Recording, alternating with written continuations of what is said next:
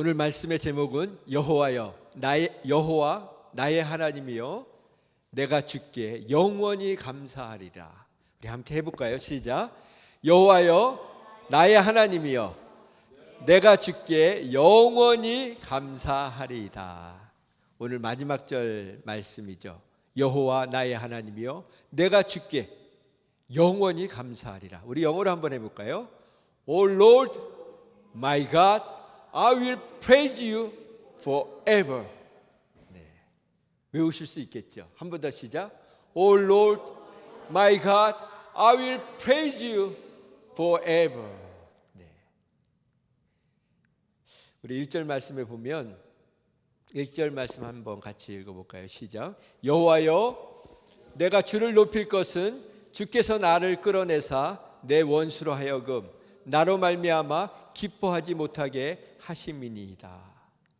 여호와여 내가 주님을 높이겠습니다.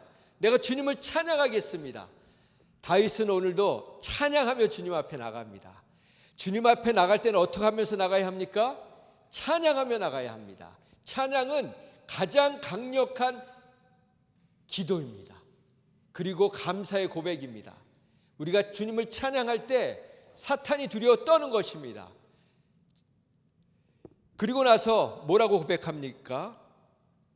내가 왜 주님을 찬양하냐면 주님께서 나를 끌어내어 주셨기 때문입니다 라고 고백하고 있습니다. 어디서 끌어내어 주셨습니까? 저와 여러분을 어디서 끌어내어 주셨습니까? 죽음에서, 사망에서, 죄악에서, 묶임에서 우리를 끌어내어 주신 것입니다. 어디에서 또 끌어내어 주셨습니까? 우리를 중독에서, 아픔에서, 불안에서, 두려움에서, 시기에서, 질투에서, 미움에서 우리를 끌어내어 주셔서 건져내어 주신 분이십니다. 우리가 스스로 빠져나올 수 없는 곳에서 하나님이 우리를 빼내어 주셨다는 것입니다. 제 동생이 어렸을 때 그 폭력 조직에 들어간 적이 있었거든요. 저도 몰랐었어요.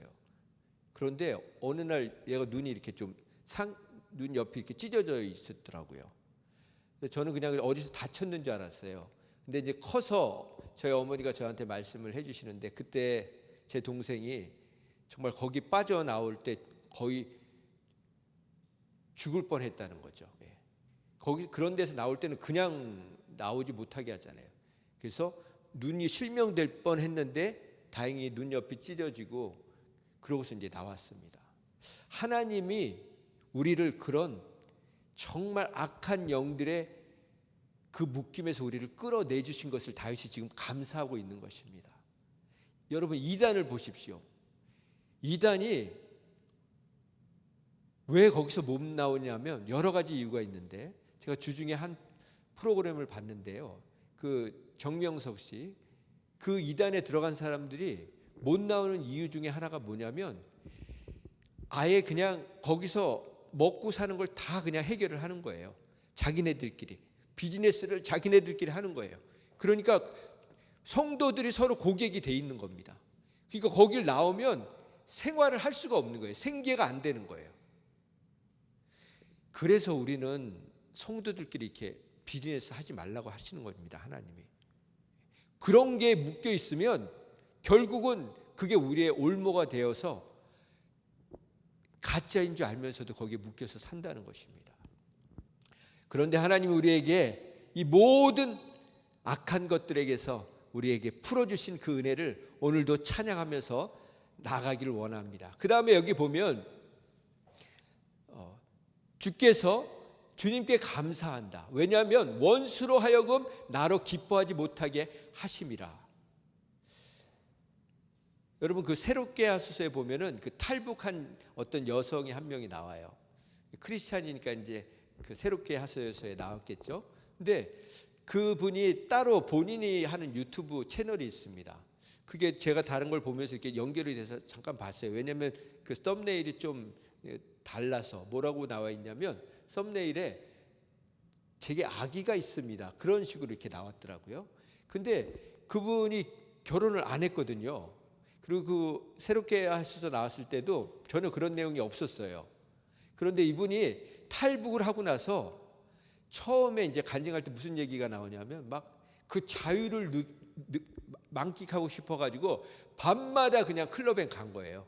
가가지고 그냥 춤을 추면서 술을 먹으면서, 자세한 얘기는 안 하는데 그러면서 아기를 가진 것 같아요. 왜냐하면 아기 아빠에 대한 언급이 없어요. 그러니까 사람들이 댓글에다가 얼굴도 이쁘고 똑똑하고 그런데 왜 결혼을 안 하시냐고. 근데 거기에 댓글을 못 썼던 거예요, 그동안. 그런데 용기를 내서 썼는데 어떻게 썼냐면 그 딸이 그동안은 엄마가 그렇게 탈북 여성이라는 걸 너무 부끄럽게 여긴 거예요. 그래서 그냥 그 얘기를 하는 걸 너무 싫어했다는 거예요. 근데 아이가 좀 크면서 그걸 조금 이해하게 되어서 이제 얘기할 수 있게 되었다고. 근데 결국 아빠에 대한 얘기는 없더라고요. 그러니까 그냥 원치 않는 임신을 해서 애를 낳은 거죠. 자, 이게 뭐냐면 하나님께서 우리를 그 원수로 하여금 기뻐하지 못하도록 우리를 그 죄악에서 구렁텅이에서 꺼내 주셨는데, 그 자유를 정말 하나님이 기뻐하시는데 사용했어야 되는데 방탕한 데 쓴 거죠. 그러니까 그게 결국은 다시 원수가 기뻐하는 일로 가버리고 만 것입니다. 우리 2절 말씀을 같이 읽어볼까요? 시작. 여호와 내 하나님이여, 내가 주께 부르짖으며 부르짖음에 나를 고치셨나이다. 주님께서 우리에게 그 엄청난 자유를 주시고 우리가 부르짖을 때 들으셔서 우리를 해방시켜 주셨는데, 끌어주셨는데, 그래서 하나님이 우리에게 어떤 자유를 주셨습니까? 하나님을 예배할 수 있는 자유, 기도할 수 있는 자유, 찬양할 수 있는 자유, 남을 축복할 수 있는 그 자유를 주셨는데, 그 자유를 우리가 하나님을 위해서 사용하지 못하고 마음대로 사용했다는 것입니다. 여러분, 오늘도 우리가 정말 주님이 주신 그 자유를 주님이 기뻐하시는 데 사용하는 저와 여러분이 되길 원합니다. 정말 세월을 허송하고 음주가무에 우리의 삶을 그렇게 살지 않는 저와 여러분이 되길 원합니다. 제가 이 말씀을 준비하면서 3절 말씀 같이 읽어볼까요? 시작. 여호와여, 주께서 내 영혼을 수월에서 끌어내어 나를 살리사 무덤으로 내려가지 않게 하셨느니라. 하나님이 우리에게 또 어디서 우리를 건져내 주셨습니까? 우리의 고정관념,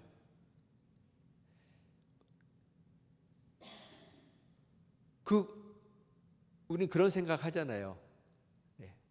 저를 보세요. 네. 우리는 어디 지역 사람들은 어떻다, 어떤 지역 사람은 어떻다, 그런 생각들을 많이 하지 않습니까? 그러나 하나님을 믿고 나면 우리에게 그런 것들을 끊어주시지 않습니까?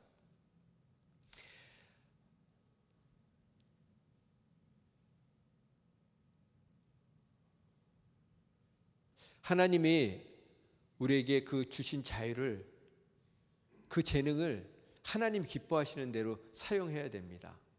어떤 할아버지가 서울대 법대를 나오셨더라고요. 그리고 7개 국어를 하시더라고요. 근데 그 집을 촬영을 했는데 들어갈 수가 없는 거예요. 문을 열면 거기부터 시작해가지고 온 집안이 그냥 쓰레기로 가득한 거예요. 그리고 그 쓰레기 더미 안에서 그분이 지냅니다. 막 벌레도 지나다니고 음식 상한 것도 있고 악취가 나고, 그 똑똑한 분이. 근데 왜 그런가 원인을 나중에 보니까, 이분이 이제 젊으셨을 때는 이제 그렇게 똑똑하셨으니까 무슨 그룹의 회장도 하고 이렇게 사장님도 하시고 했던 똑똑한 분이세요. 근데 자기가 그러면서 많은 사람들에게 너무 이 노동력 착취를 하면서 돈을 벌었다는 거죠. 그 죄책감 때문에 그게 이제 우울증으로 오고, 결국은 그래서 이제 그런 쓰레기 더미에서 이제 지내면서 살면서 자기는 이렇게 그렇게 죄인이기 때문에 이렇게 살아야 된다고 하는 거죠. 그런데 그 문 위에 뭐가 붙여 있냐면 성경 말씀이 붙어 있는 거예요. 이렇게 액자로 크게. 내 시작은 미약하나 내 나중은 창대하리라. 그 욥기의 말씀이 기록되어 있는 거예요. 그러면서 제가 그걸 보면서 뭘 느꼈냐면 하나님의 말씀을 아무리 많이 들어도 그게 정말 생명의 말씀이 되지 않으면, 내게 와서 해석이 되지 않으면 여전히 하나님은 우리를 죄와 사망의 법에서 해방시켜 주셨는데도 죄책감과 그 죄의식에 묶여서 산다는 것입니다. 여러분, 하나님께서 저와 여러분을 그 죄와 사망의 법에서 해방해 주심을 믿으시기 바랍니다. 그리고 그렇게 믿는 사람은 어떻게 살까요? 집안을 잘 정론하면서 살겠죠. 그게 바로 우리에게 하나님이 원하시는 것이라고 믿습니다. 우리 4절 말씀 같이 읽어볼까요? 시작.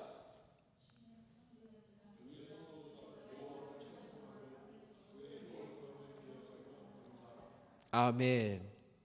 주의 성도들아, 여호와를 찬송하며 그의 거룩함을 기억하며 감사하라. 성도들아, 여호와를 찬송하라. 왜 찬송하냐면 그의 거룩하심을 기억하면서 감사하라고 하는 것입니다. 하나님은 우리의 성공과 우리의 출세에 관심이 없으십니다. 우리는 하나님을 만남으로 인해서 출세하고 인생에 성공하고 그렇게 사는 것을 관심을 갖지만 하나님의 관심은 우리의 거룩함에 있습니다. 구별된 삶에 있습니다. 왜 그렇습니까?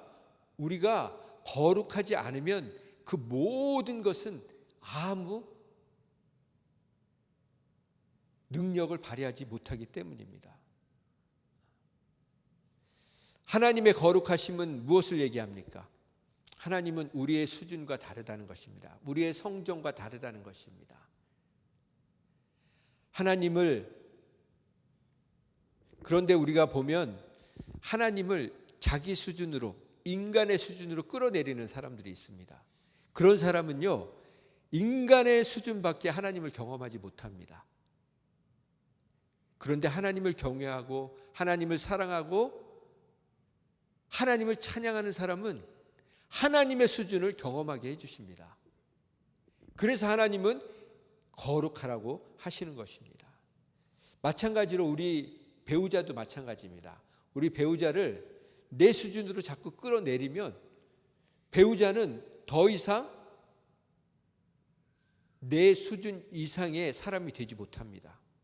그러나 배우자를 정말 존중하고 사랑하고 존경하는 사람은 그 사람이 할 수 있는 최대의 수준을 경험하면서 살 수 있는 것입니다. 저는 말씀을 준비하면서 그런 생각을 했습니다. 죽을 때까지 감사 외에는 내 입을 열지 않겠다. 이게 무슨 얘기냐면요, 저는 제 아내가 아니었으면 벌써 이혼을 당했을 것입니다. 왜냐하면 할 말이 없습니다. 여러분, 하나님께서 저와 여러분 같은 죄인들의 수준에 맞춰주셨기 때문에 우리가 구원을 받은 것입니다. 그리고 오늘도 그 은혜를 누리는 것입니다. 그러나 정말 하나님이 우리의 수준에 내려와 주시지 않았다면, 반대로 배우자가 우리의 수준에 맞춰서 살아주지 않았다면 우리는 벌써 반쪽이 되고 말았을 것입니다. 5절 말씀에 보면 참 귀한 말씀이 있죠. 같이 읽어볼까요? 시작. 그의 노여움은 잠깐이요 그의 은총은 평생이로다. 저녁에는 울음이 깃들지라도 아침에는 기쁨이 오리로다. 하나님의 노여움은 잠깐이라는 것입니다. 그리고 그분의 은총은 평생이라는 것입니다. 평생 동안 우리에게 하나님이 은혜를 베풀어 주신다는 것입니다. 그런데 우리는 정반대의 삶을 살고 있지 않습니까? 우리의 노여움은 평생을 가고 우리의 분함은 평생을 가고 억울함, 시기, 질투, 욕심, 그런 것을 우리가 평생 품고 살고 있지는 않습니까?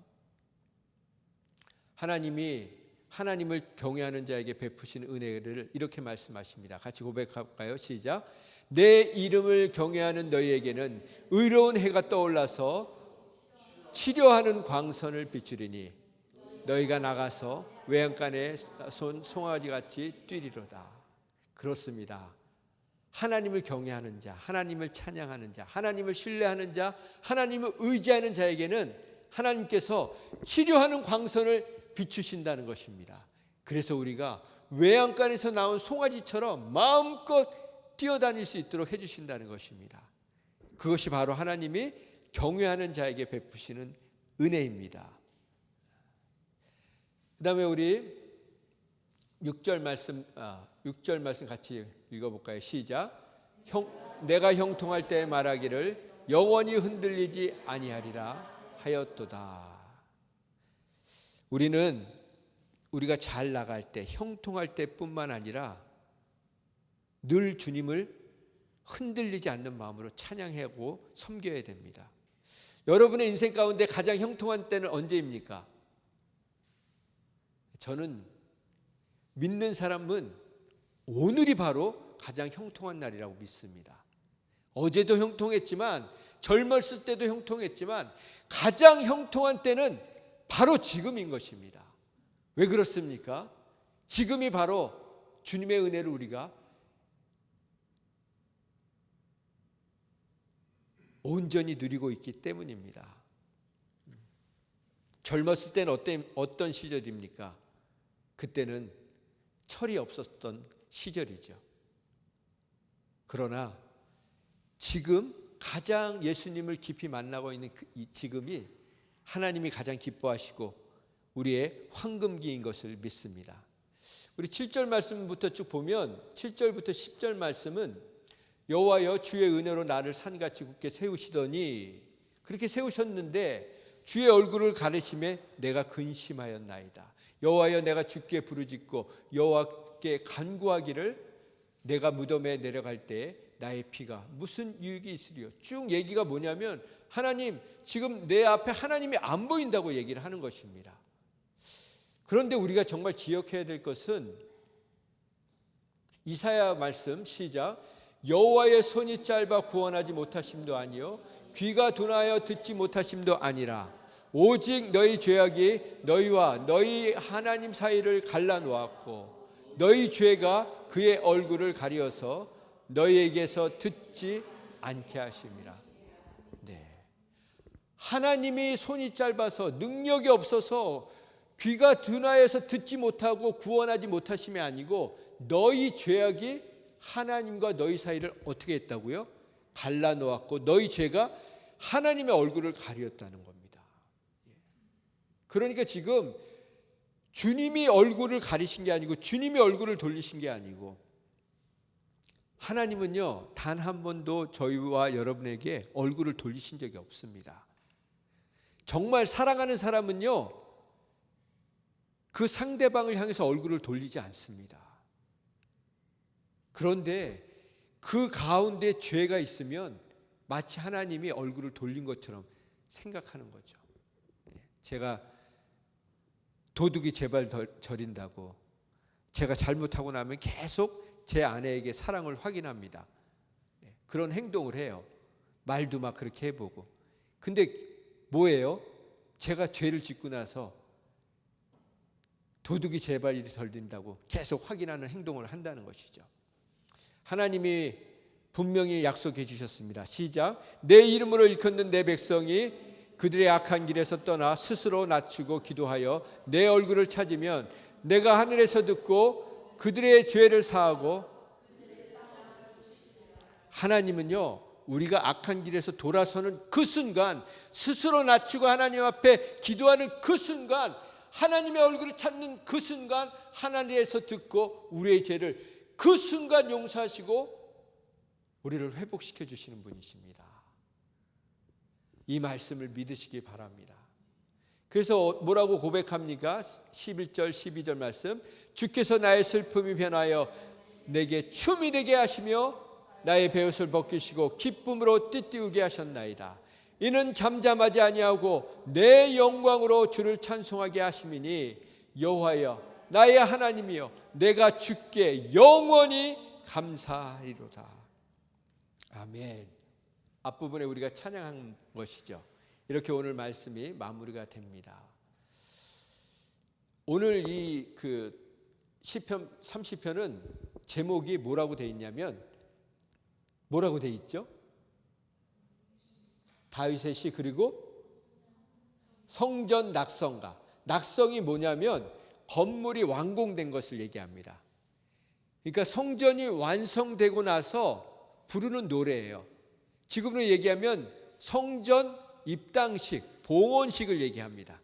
그때 부르는 찬양이었다는 거예요. 그때를 위해서 지어진 시편이라는 거예요. 그런데 우리가 알듯이 다윗은 성전을 건축하고 싶어 했습니다. 그런데 성전을 건축했나요? 못했나요? 못했습니다. 하나님이 뭐라고 하셨냐면 다윗아 너는 너무 피를 많이 흘렸어. 전쟁을 많이 너무 치렀어. 그래서 너는 성전을 지을 자격이 없어. 네 아들이 성전을 짓게 내가 할 거야. 그래서 결국에는 다윗은 성전에 필요한 모든 것들을 준비해서 뭐까지 준비했는지 아세요? 그런 물건만 준비한 게 아니고요. 나중에는 그 설계도까지 하나님이 직접 다윗에게 어떻게 지으라고 말씀해 주셔서 마치 모세가 성막을 지을 때 모세에게 말씀하신 것처럼 이 다윗성을 지을 때 다윗에게 그 모든 것들을 가르쳐 주셨어요. 그리고 그 재료들을 다윗이 준비해서 하나님의 성전을 결국은 솔로몬이 지었습니다. 근데 여기서 우리가 좀 생각해야 될 게 뭐냐면 왜 이 다윗이 짓지도 않은 그 성전을 다윗이 지은 이 시로 성전 낙성가라고 했을까? 그걸 좀 생각해 봐야 된다는 것이죠. 제가 오늘 그 부분을 다 읽으면 너무 시간이 많이 걸려서 제가 읽은 거 정리해서 말씀드릴게요. 다윗이 역대하에 보면은 정말 엄청난 거의 국고를 쓸어 다 올인을 하다시피 해가지고 성전 짓는 데 씁니다. 그런데 하나님이 뭐라고 말씀하시냐면 같이 읽어볼까요? 시작. 여호와께서 이와 같이 말씀하시되 하늘은 나의 보좌요 땅은 나의 발판이니 너희가 나를 위하여 무슨 집을 지으랴? 내가 안식할 처소가 어디랴? 나 여호와가 말하였노라. 내 손이 이 모든 것을 지었으므로 그들이 생겼느니라. 사도행전에 똑같은 내용을 스데반 집사가 설교하는 내용이 있습니다. 같이 읽어볼까요? 시작. 다윗이 하나님 앞에서 은혜를 받아 야곱의 집을 위하여 하나님의 처소를 준비하게 하여 달라고 하더니 솔로몬이 그를 위하여 집을 지었느니라. 솔로몬이 결국은 성전을 지었다는 거죠. 그러나 지극히 높으신 이는 손으로 지으신 곳에 계시지 아니하시나니 선지자가 말한 바 주께서 이르시되 하늘은 나의 보좌요 땅은 나의 발등상이니 너희가 나를 위하여 무슨 집을 짓겠으며 나의 안식할 처소가 어디냐? 이 모든 것이 다 내 손으로 지은 것이 아니냐 함과 같으니라. 제가 이 말씀을 준비하면서 우리 교회에 성전이 없는 걸 참 감사했습니다. 왜냐하면 다윗이 성전을 하나님 앞에 봉헌하고자 하는 마음은 너무 귀한 마음이에요.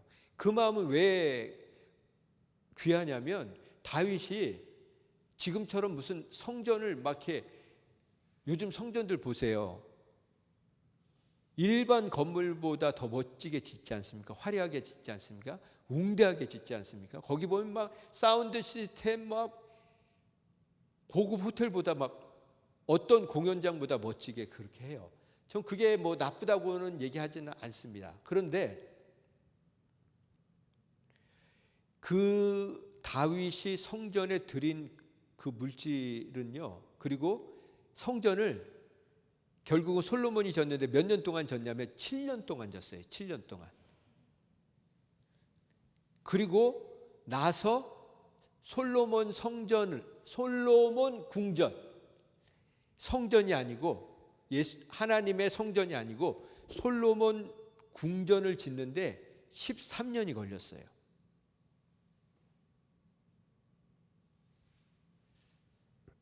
이게 우리들의 모습이 아닐까.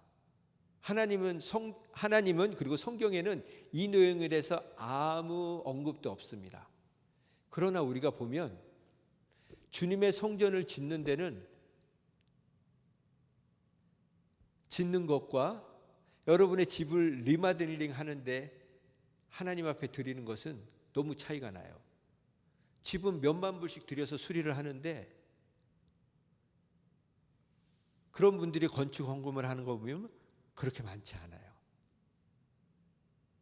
자, 또 한 가지는 뭐냐면 다윗이 그 성전을 짓기 위해서 준비한 그 물품들은요. 또 다른 얘기를 해드릴게요.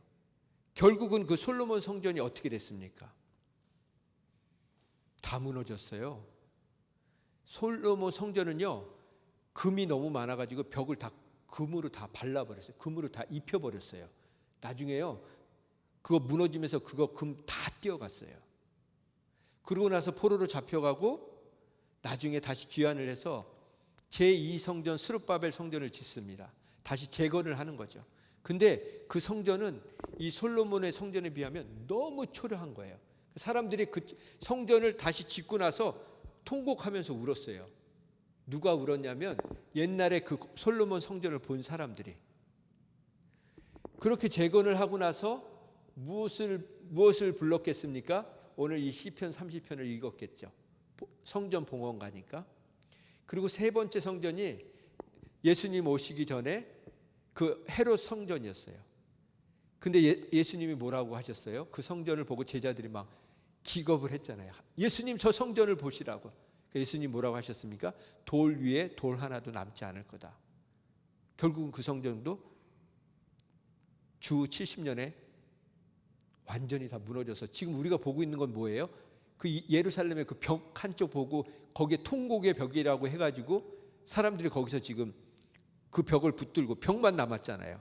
그리고 성전이 있던 자리에는 지금 이슬람 성전이 있죠. 이슬람 성전이 이렇게 뿔겋게 황금 돔으로 해가지고 이렇게 그거 보셨어요?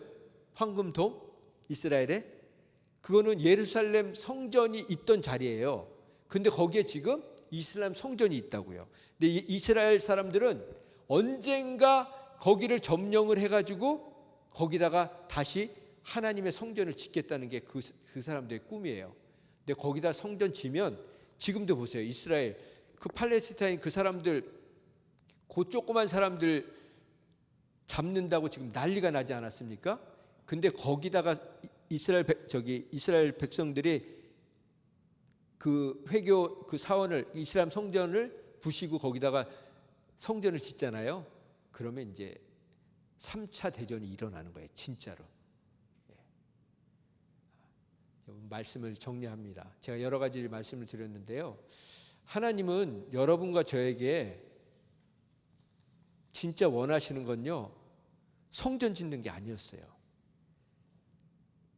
하나님이 이사야 말씀을 통해서 하신 것처럼 나는 하늘이 내 보자고 이 땅은 다 내 발판인데 너희들이 아무리 성전을 화려하게 지면 너가 거기 들어가서 살 수 있을 것 같니? 성전 봉헌식이 끝나고 나서 솔로몬이 하나님 앞에 그렇게 제사를 지르고 나서 하나님이 나타나셔서 두 가지를 말씀하십니다. 너가 정말 네 아버지 다윗처럼 내 말에 순종하면 내가 여기서 하는 기도를 다 들어줄 거야. 그리고 너의 가문이 왕가가 끊어지지 않게 해줄 거야. 그러나 너가 내 뜻대로 살지 않으면, 내 말대로 살지 않으면 너는 너의 집안의 대가 끊어지고 너의 가문이 비참하게 될 거야. 그 두 가지를 말씀하셨어요. 결국은 어떻게 됐습니까? 나라가 두 개로 쪼개지고 결국은 또 포로로 잡혀가지 않습니까? 오늘 말씀은 다윗의 시이면서 다윗이 하나님 앞에 그토록 드리고 싶었던 성전을 완공했을 때 드리는 노래로 쓰임받았습니다. 그러나 중요한 것은 하나님은 다윗에게 성전 지으라고 하지 않으셨어요. 그런데 우리가 신앙생활을 하다 보면 성전 짓고 싶은 마음이 생겨요.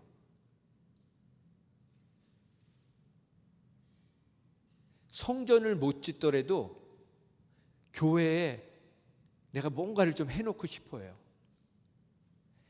여러분 옛날에 얼바인 교회 다니실 때 그 리바들링 하기 전에 그 안에 침례탕이 있었던 거 기억나시죠? 오픈이 돼 있었어요. 그 가운데 십자가가 있었거든요.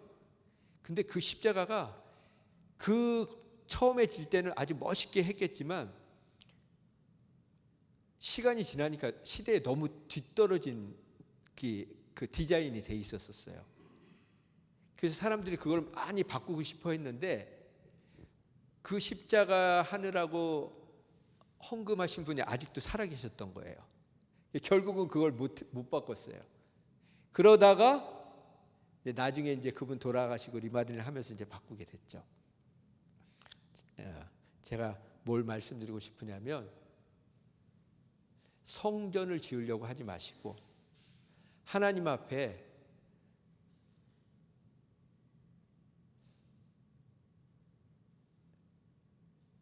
많은 헌금을 하려고 하지 마시고 다윗이 이 성전을 지으려고 했던 그 물질이면요, 그 백성들, 정말 가난하고 힘들었던 백성들을 수십 년 동안 먹여 살릴 수 있는 돈이었을 거예요. 하나님은 그렇게 우리의 삶이 변화되기를 원하십니다.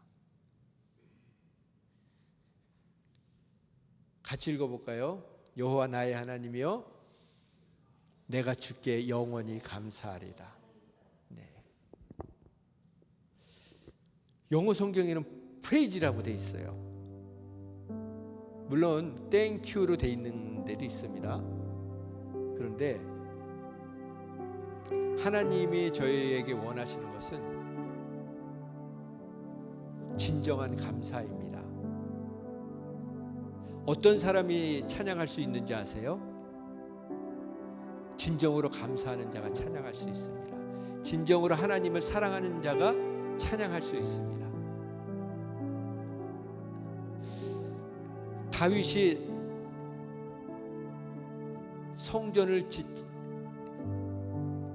다윗이 그 성전 짓는 것을 계획하지 않았더라면 하나님이 슬퍼하셨을까요? 솔로몬이 성전을 하나님 앞에 지어서 드리지 않았다면 하나님이 삐지셨을까요?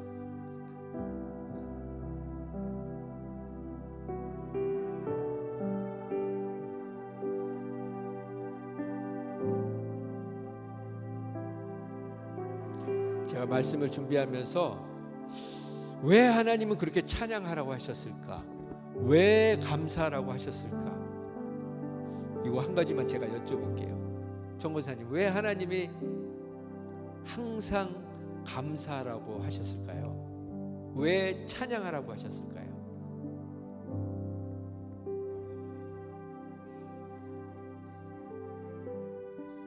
네, 그래서 이제 그런 말씀도 있잖아요. 이 백성은 내가 나를 위하여 지었나니 나의 찬송을 부르게 하려 함이라. 우리가 그 말씀 많잖아요. 그러면 하나님이 여러분과 저의 찬양에 목말라 하시는 분일까요? 찬송을 못 받으셔가지고 안달이 나신 분일까요? 아니에요. 그러면 에스더 집사님, 왜 하나님이 항상 기뻐하라고 하실까요?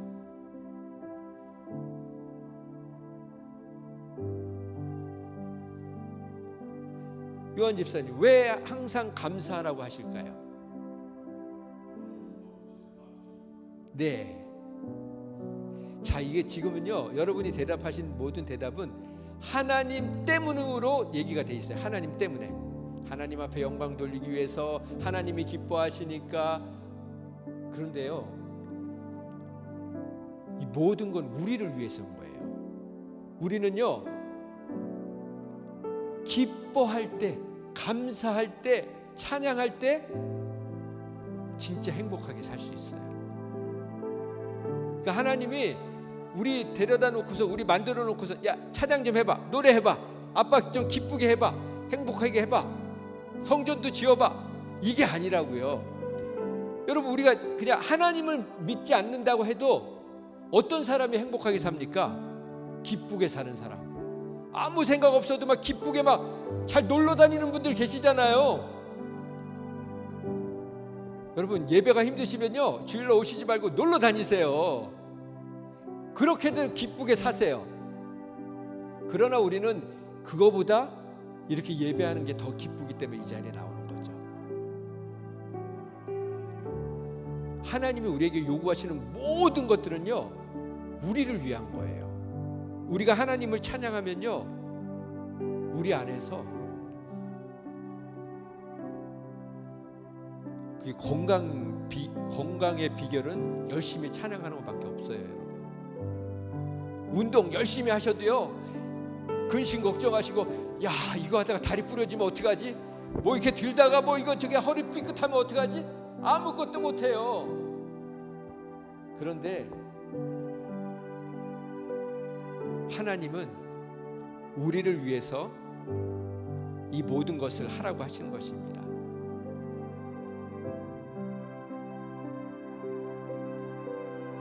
근데 이 찬양하고 기뻐하고 감사하는 걸 누가 할 수 있냐면요, 하나님을 사랑하는 사람이 할 수 있어요. 자, 여러분, 배우자들 생각해 보세요. 진짜 사랑하는 사람은요, 배우자를 진짜 사랑하는 사람은요, 평생 배우자 찬양해요. 찬양이 뭡니까? 다른 말로 하면 칭찬, 다른 말로 하면 자랑하는 거예요. 여러분들이 왜 자녀를 그렇게 자랑하십니까? 사랑하니까요. 근데 자랑하지 않는 사람은요, 사랑하지 않는 거예요. 여러분의 배우자 자랑하지 않는 사람은 사랑하지 않는 거라고요. 그렇게 사랑하지 않으면요, 여러분 건강할 수가 없어요. 행복할 수가 없어요. 반대로 정말 사랑하는 사람은요, 건강할 수밖에 없어요. 행복할 수밖에 없어요. 다윗이 하나님이 왜 이거를 성전 봉헌가로 세우셨냐면, 내가 주께 영원히 감사하겠습니다. 더 이상 변덕 부리지 않겠습니다. 그렇게 고백한 것입니다. 기도하겠습니다. 찬양은 가장 강력한 기도입니다. 하나님에 대한 가장 강력한 감사의 표현이고 경외의 표현이고 마음과 진심의 표현입니다.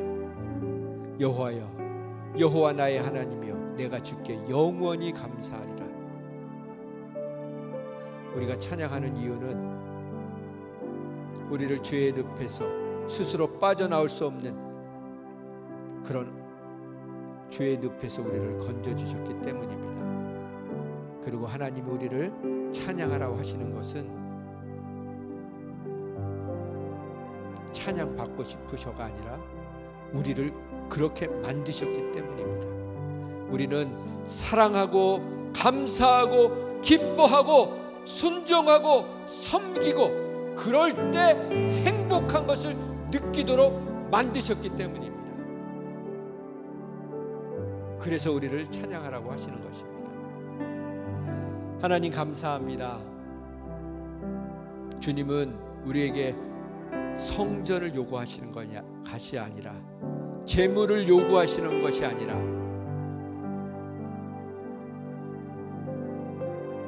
우리의 헌신을 요구하시는 것이 아니라, 우리가 진심으로 하나님을 사랑하기를 원하심을 믿습니다. 하나님,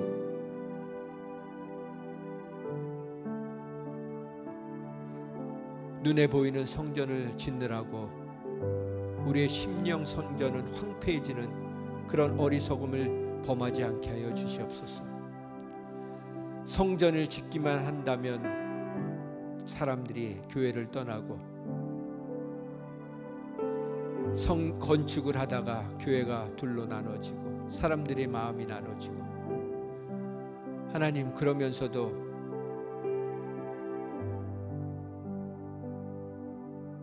성전을 짓다가 결국은 빚더미에 오르는 일들을 너무나도 많이 봅니다. 하나님, 성전 짓는 것이 귀한 일이지만 우리의 이름을 내기 위해서, 우리가 영광 받기 위해서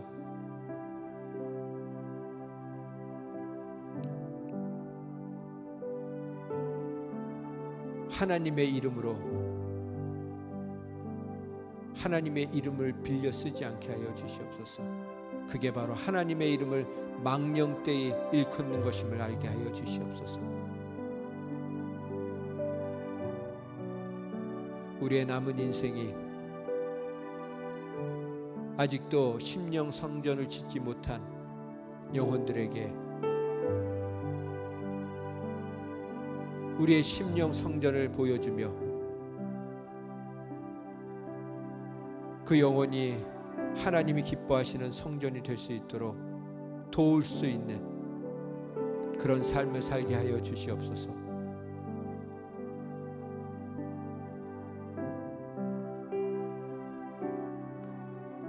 하나님의 노여우심은 잠깐이라고 하셨습니다.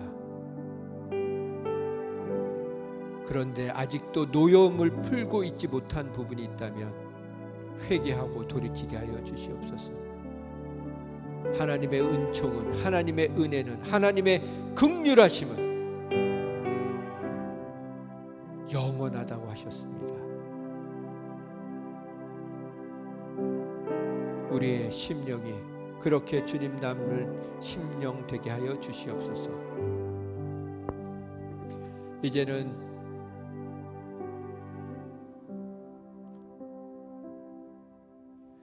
우리의 심령 성전에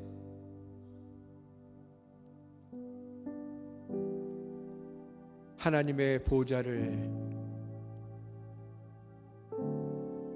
만들어 주시고 좌정하셔서 우리와 영원히 함께 해주시고 계신 그 하나님의 극진하신 사랑과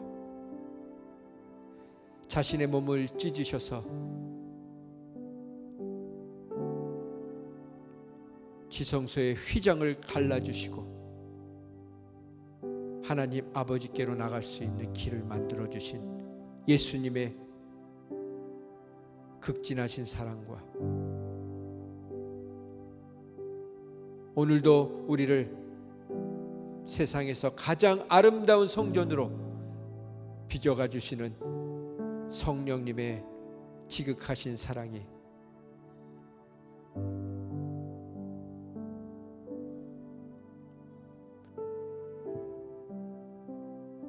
하나님의 영광뿐만 아니라 문 영혼들을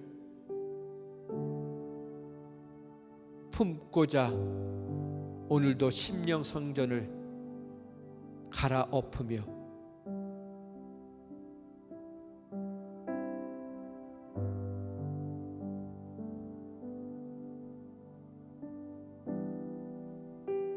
눈물로 믿음의 씨앗을 뿌리며 영혼들을 섬기는 그 일에 헌신하기로 작정한 심령 위에 지금부터 영원토록 함께해 주시기를 예수님의 거룩하신 이름으로 축원드립니다.